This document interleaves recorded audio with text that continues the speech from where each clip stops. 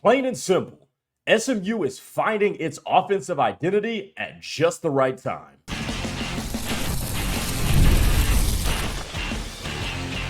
You are Locked On SMU, your daily podcast on the SMU Mustangs, part of the Locked On Podcast Network, your team every day.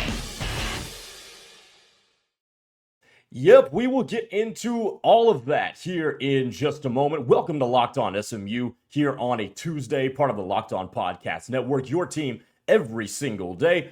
Thanks so much for making us your first listen of the day. And our episode today is brought to you by Game Time.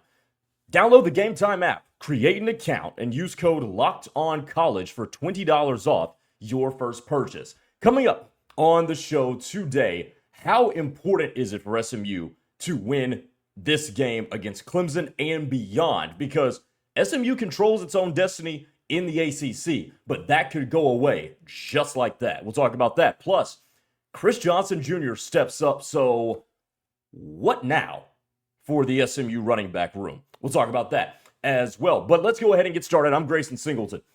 The offense is finding its identity at just the right time. And the last couple of weeks, it's just seemed fluid. Now, their starts to games are still a little bit rocky. That obviously remains a work in progress. But that's kind of the only thing, unless you're really nitpicking. If you want to go really nitpicky, you can say, well, okay, the traditional run game hasn't been great since they started conference play, which that would be all good and fair. That is a fair, valid assessment. But in terms of the output of the offense, they're taking advantage of what the defense gives them. And what the defense is giving them sort of fits directly into what this offense wants to do, is get the ball out of the quarterback's hands, run some RPOs, and rely on your playmakers. And we talked about this yesterday. Kevin Jennings is just fine operating and orchestrating the offense if the other team is just going to sit back and say, hey, just don't beat us over the top. Okay, cool. We'll dink and dunk you to death by 1,000 cuts. But that's the eye test. The eye test will show you, based on points scored, based on taking advantage of situational football, you're scoring better in the red zone, you're moving the ball, that sort of thing. That could back that up enough, that SMU is finding its identity. I did not expect to find this much data to confirm this. This is according to TeamRankings.com. I just found this seconds before I came on to record the show. SMU is averaging 6.2 yards per play. That's good for 27th in the country. That's all 130 whatever FBS schools. SMU, in terms of its passing game, completion percentage, 71.6%. That's good for 6th in the country. Yards per pass, 8.7. That's 20th in the country. So both of those were top, like 5th of the country, which is outstanding. Passing yards per game, you're 21st in the country as well. So yards per play, completion percentage, average yards per pass, passing yards per game. And by the way, keep this in mind too. You're top 3rd in the country. Now, this has to be a little bit better. This does need to be a little bit better. But you are right on the borderline of top 3rd of red zone scoring percentage. By the way, they are top 10 defensively. I know this doesn't have anything to do with the offense, but they are top 10 defensively in terms of opposing scoring percentage in the red zone. So keep that in mind, going back to our situational football conversation yesterday. But 27th in yards per play, 2nd in 4th down conversion, 49th, that's top 3rd-ish in red zone scoring percentage, number 6 in completion percentage, 20th in pass yards, yards per pass, and 21st in pass yards per game. This offense is figuring out what works. And what is working is just be efficient. If I was to tell you at the beginning of the year that based on that, every other play is a first down, you would be like, oh, this team can do some stuff. Now, has SMU played the most daunting of defenses this year? No, they have not. But you got to have a foundation for something, and SMU has clearly found that. And going into games against Clemson, then you've got Wake Forest, which could be a trap game, and then you return home to play Miami. If you have your identity on a solid foundation, you're good. That's how you inspire the most confidence into your team. That's how you inspire the most confidence into your fan base when you've got your identity down pat. Now, what is their identity? You might ask. Well, that's based on interpretation.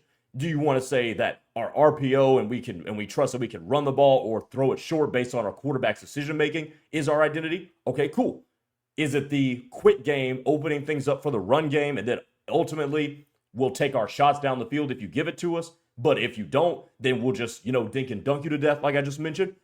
Do you think that's their identity? Cool. Like, it's up to interpretation.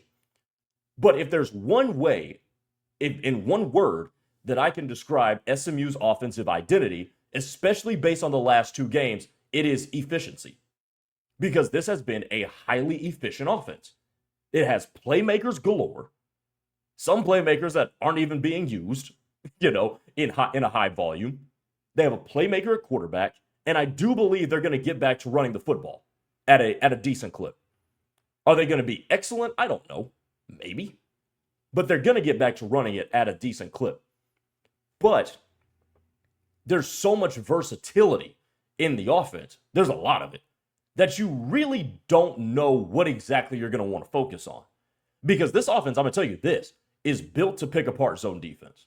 Especially with the way the receivers, I think, can just get to a spot and stay open. Because, that's a huge part of beating a zone defense. Not only do you have to get open, you got to stay open. You can't cover yourself. But with the way that they're distributing, they really being Kevin Jennings, distributing the ball, block on the perimeter, make plays. The big playability is still there. And all of these numbers go to show for it. Go back to the last couple of games. The Syracuse game, SMU 370 yards, scored 31 points. 8.2 yards per pass. Now, they didn't run the ball that great that day. Stanford game, Kevin Jennings, another very efficient night. 8.2 yards per pass. They run the ball better, 5.1 yards per carry, 369 yards. It's efficiency. And this offense has gotten more efficient once we've gotten into conference play. And I think coming off of that bye week gave everybody a chance. Remember I said this during the bye week. Everybody just needs to reset and just reconnect with what they need to get done and reconnect with their foundation and reestablish their identity. And they have done just that. I mean, before the bye week, sure, they were playing offense very well, but it looked a little bit disjointed. These last two games coming out of the bye week have looked efficient, have looked fluid, have looked smooth. And they are finding that at the perfect time. Because if you don't find it now and you go on the road to Clemson and you don't have your synergy between the quarterback and you don't have the synergy between quarterback and play caller and the rest of the offensive unit, you're not going to figure it out on the road in Death Valley. Like, that's just such an arduous ask for the offense and the coaching staff. But they have seemingly figured it out now. And if you want if you want some hope, maybe you're on the pessimistic side and say, oh, well, SMU can't go into Clemson and win. But you're getting 6 yards per play and you remain multidimensional against a team, by the way, that hasn't been world beaters this year. Clemson still isn't ranked, by the way, even though they are 9.5-point favorites, though. But 6.2 yards per play and completing 72% of your passes? Shoot, I will take that any day of the week. Even if that drops to 5.8 yards per play. Guess what? It's a first down every other play. Even if it drops to 68% completion percentage, you're completing more than 2/3 of your passes. That's still an efficient offense.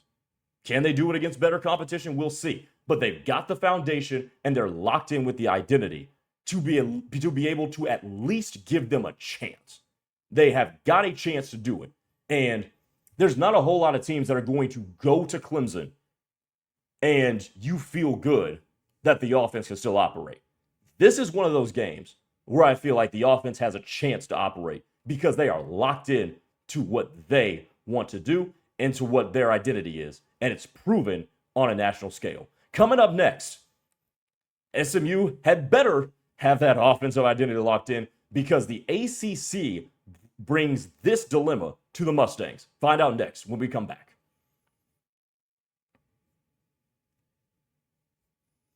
This episode today is brought to you by Wayfair. The holidays are going to be here before you know it, which is exciting, but getting your home ready for guests and celebrations can feel like a lot. Maybe your serveware needs a refresh, or the guest room could need some new bedding. Wayfair has everything you need to get your home holiday ready. From Christmas trees and wreaths to bedding, cookware, and outdoor inflatables, it's your one-stop shop for every room in the house. Wayfair makes it easy to personalize your home for the holidays with a huge selection for every style and every budget. And with free and easy delivery, even on the big stuff, you can get everything you need without the hassle of huge delivery fees. This new place that I'm in, I just moved into this place a couple months ago, excuse me. And I needed new furniture, some pillows, even a couple chairs as well. Man, Wayfair has it all for such a decent price as well. Completely transformed my living room, and the wreaths that I'm going to get for the holidays are going to look fantastic. And I love how easy it was to find pieces that fit my style and budget. Everything was in one place, and checkout was a breeze. Get organized, refreshed, and ready for the holidays for way less. Head to wayfair.com right now to shop all things home. That's wayfair.com. Wayfair, every style, every home. The NFL season is here, and FanDuel has an offer you don't want to miss. Right now, new customers can bet just $5 and get $300 in bonus bets if you win. That's right, just pick a bet, put down $5, and if it hits, you'll unlock $300 in bonus bets to use across the app. It makes watching football even more exciting when you've got a little something riding on the action. So what are you waiting for? Visit FanDuel.com to download the FanDuel app today and get started with FanDuel. All right, welcome back to Locked On SMU. Grayson Singleton here. Be sure, give me a follow on Twitter at Gray_Singleton2. And also make sure you leave a comment on YouTube or wherever you're viewing this. Appreciate you guys watching on Spotify and Apple Podcasts as well, or wherever you get your podcasts. So the ACC is a little bit of a trick bag, and SMU controls its own destiny, but every single week that control is going to be on the fringe. And here's why. So SMU is one of 5 teams that are unbeaten in conference play. Those other 4 teams are Georgia Tech, Virginia, Duke, who are all 3-0, and 1-0 Miami, who got the win over Florida State a couple of weeks ago. What do Georgia Tech, Virginia, and Duke have in common? Think on it. Georgia Tech, Virginia, and Duke are all teams that SMU does not play. They're all teams that SMU doesn't play. 2 of them are ranked in the AP poll, Georgia Tech and Virginia, and Duke looks like it's a pretty solid team. So why do I say SMU can control its own destiny, but ultimately that control could easily slip from their grasp? Is because they have this is a weird situation. SMU, in terms of its top competitors to get to the ACC championship game, has no control over their records. Not one. You know, in most years, before conferences expanded to the mega conferences that they are now, especially the ACC, everybody would mostly play everybody. It wouldn't always be perfect, but it would come very close. The ACC, that is not the case the scenario that you're in. And because you don't play Georgia Tech and don't play Virginia and you don't play Duke, if you want to control your own destiny, you have to win out. Otherwise, you get into a trick bag where you're asking for help. Now, all of those teams will not finish the season unbeaten in ACC play because Georgia Tech, lo and behold, goes to Duke this weekend. That game is this weekend at 11 a.m., right before SMU takes on Clemson. Georgia Tech doesn't play Virginia. But you know who does play Virginia? Not Duke. Or actually, yes, Duke. Excuse me. Yes, Duke. On November the 15th. So those three are in some kind of a love triangle that can unravel each other's seasons. But if you're SMU, you have no control over it, which means you got to be ready for when one of those teams ultimately takes a loss. But there is the possibility that one of them could emerge unscathed. And with the fact that we have come to a consensus that Miami is the best team in the ACC until proven otherwise, which SMU does in fact have control over, you're going to want to win as many of those games as possible. And because it's football, we have become accustomed to at some point you have a letdown. I don't know if SMU is going to be able to afford a letdown. They won't be able to, because there's no way to make it up against the teams that they would need to make it up against, because they do not play Duke. Now, here's the thing with Duke. They have a rough next couple of games. As a matter of fact, 3 of their next 4 games. Get this with Duke. They've got Georgia Tech this weekend, then they go to Clemson, and then they have a home game with Virginia. So Duke could theoretically be out of this. Duke could lose all 3 of those games, by the way. Now, there is a game against UConn sandwiched in there, by the way. But Duke could eliminate itself. Georgia Tech has seemed to be the best of the bunch. And Georgia Tech, now Syracuse could be interesting on the 25th, because that could be some sort of a trap game for the Yellow Jackets. But they're at Duke, Syracuse, and then, by the way, they're at NC State. And then they have to go to Boston College in November. So that could also prove to be problematic just because of climate. So there is a way to wiggle out of it. But if you're SMU, do you really want to rely on that? And obviously, I think I'm in lockstep with all of you. The answer would be an undisputed no. So the ACC, to me, in terms of getting back to it, and I love the comment that we got on the YouTube on Monday's episode, that they're going to have to win all their games. Yes, you would probably have to win all of your games to be comfortable that you're getting back to the ACC championship game. And I don't know the last time we've had to say it, because I don't think the ACC was projected to be this deep. There are still 5 teams. Now, there will be 4 at the end of this week, but there are still 5 teams that are unbeaten in conference play. But I live my life controlling as many things that I can control. As many things as I can control, I'm going to try to control it. As little things as possible. I want as little as possible in the hands of other people when it comes to my life. And that's the mindset you have to take if you're SMU here. You got to get this stuff done. And I think it's going to start this week on the road against Clemson. And obviously, you'll have the game against Miami to really make a statement. Now, if they emerge unscathed through the next 3 games, if they emerge unscathed after the game against Miami, then obviously you can't let your foot off the gas, because you too have a trip to Boston College. Then you return home to play Miller Moss in Louisville, and then you finish at Cal. So that's 2 very unpredictable road trips there. So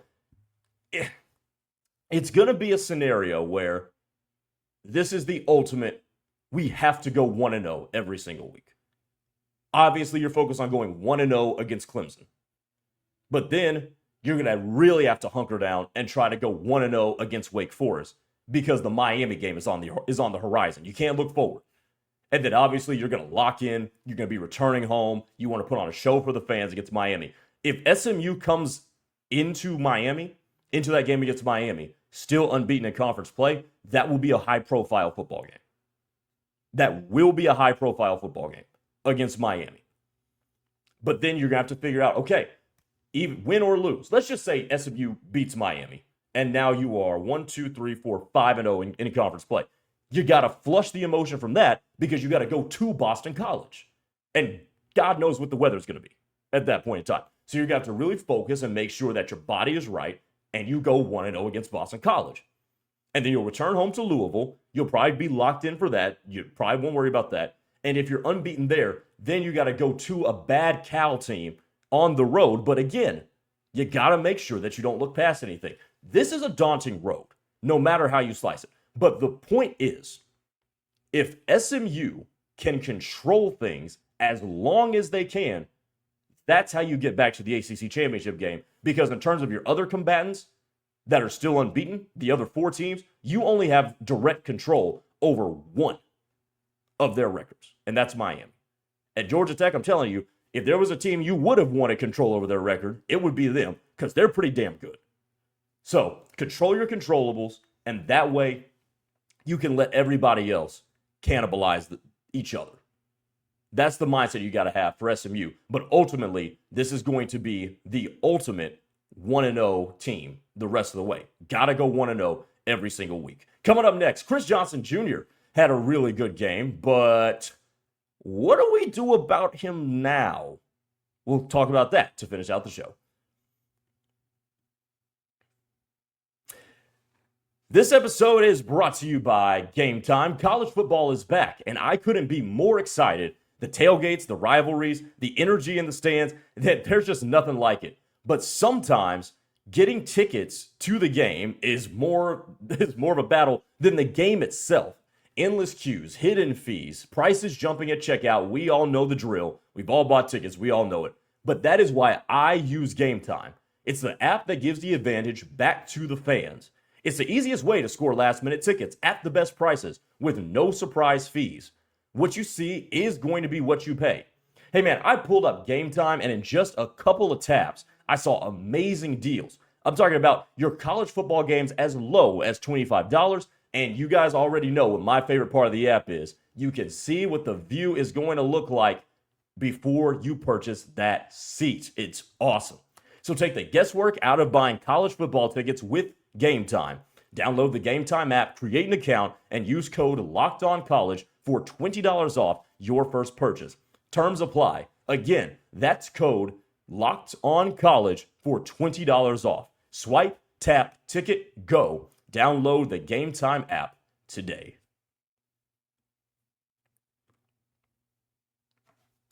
One more segment to go before we close it up on a Tuesday, and let's talk about Chris Johnson Jr.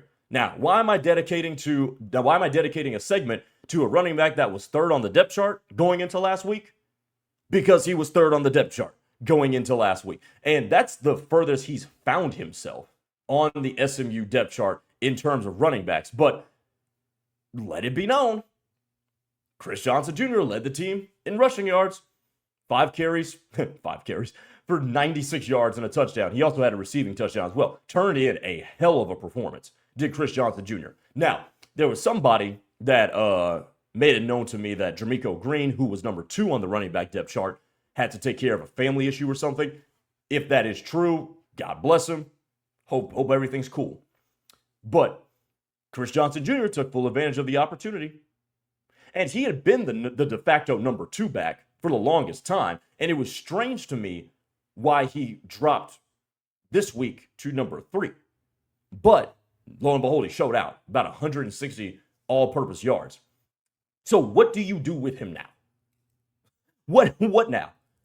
Because you can't sit him. Like, he can't be the number 3 back. And look, that's no slight to Jermichael Green one bit.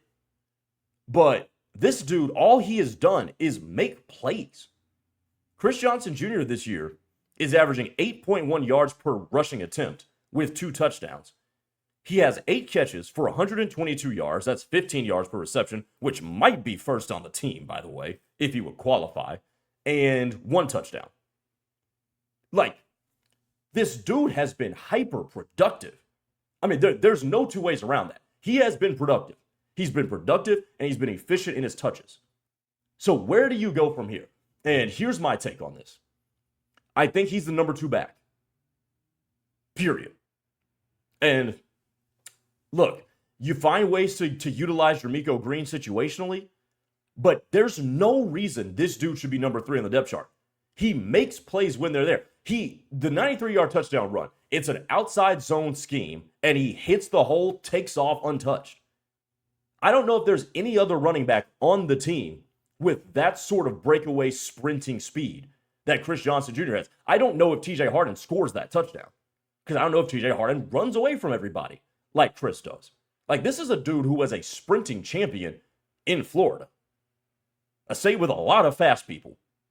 So there's that big playability. And then you see him just staying and reading space and staying open, and Kevin Jennings flips it to him and he takes it the distance. I don't know how many of the other running backs do that. And if you think I'm hyping up Chris Johnson Jr.'s performance too much, maybe I am. But I know when I can look at a dude and say, I like that football player. And I like that football player. Now, does he need to be your every down, run it between the tackles running back? No. TJ Harden, I think, has done a more than serviceable job doing that and handling those duties. But Chris Johnson Jr., he just brings an explosive element whenever you get the ball into his hands. The numbers speak for themselves. 8 yards a carry, 15.3 yards per reception. That is a dude that moves the ball once it's in his hands. So I don't know what you do after this, but you're at a crossroads because Chris Johnson forced that. He got his opportunity and he made them count.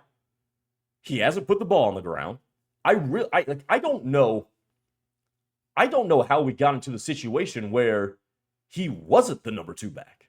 Like, that still is evading me. And I've tried to find reports on it. I've tried to figure out, unless I missed something, I have tried to find, like, okay, when did he seemingly fall out of favor with anybody? If any of you guys know, man, hit me up, drop in the comments. I would love to be enlightened on that. But again, I know when I see a football player that I like, and I like Chris Johnson Jr. Does he need to put more weight on to maybe reach his potential? Sure. He's 184 right now at 6 foot, and he looks a little bit smaller than you would want a running back to look. He looks more like a wide receiver. But until then, the weight hasn't held him back from making plays. And if he's the dude in space, God bless whoever has to try to tackle him. God bless whoever has to try to run him down. Because I'm telling you right now, there aren't that many people in the United States of America that can run that dude down. And when you're saying that about a dude, I want him on the field. And it's not as if he's just a fast dude that can't play football. No, he's a football player that happens to be really, really fast. So give me that dude on the field. If you got to line him up in the slot, if you got to put him on the outside to see if you can draw some mismatches, if you got to use him as a decoy, you do something. Do something. But he should be your number 2 back. I don't think there's any question about it. And I'm curious to see what it will look like when the depth chart comes out. But that dude needs to be your number 2 back. Period, end of story. Because that dude makes plays. He just does. And SMU's offense will be better. The offense will be better if Chris Johnson Jr. is getting number 2 running back snaps. There we go to end the show. Thanks for making us your first listen of the day. Hey, for your second listen of the day, check out Locked On ACC. Your Kenton Gibbs and Alex Donna break down the most interesting conference in college sports, from the rivalries to the championships and every game in between. Find Locked On ACC on YouTube or wherever you listen to podcasts. We'll talk to you guys tomorrow as we continue to count you down to SMU and Clemson. Take it easy, everybody.